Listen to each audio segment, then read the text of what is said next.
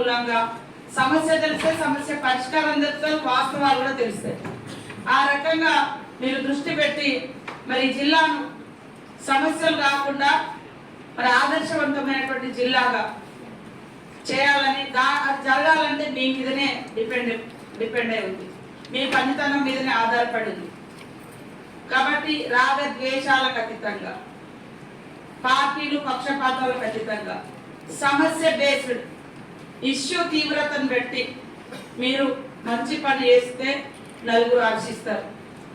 కాబట్టి కుట్టుకపు గిట్టుకపు మధ్య ఉన్న కొద్ది కాలాన్ని, మీ జాబ్ కాలాన్ని, ఇప్పుడు ఇంట్లో సంతోషంగా ఉండాలంటే జీతాలు రావాలి. జీతం ఎవరి పేరు మీద వస్తుంది అంటే పబ్లిక్ సర్వీస్ గా ఉన్నాం కాబట్టి ఆ జీతం వస్తుంది. మరి పబ్లిక్ ని ఫస్ట్ సంతోషంగా ఉంచాలి, తర్వాత మిగతా అన్ని సంతోషాలు. ఫస్ట్ ప్రయారిటీ పబ్లిక్ కే ఇవ్వాలి వాస్తవం. సరే, మన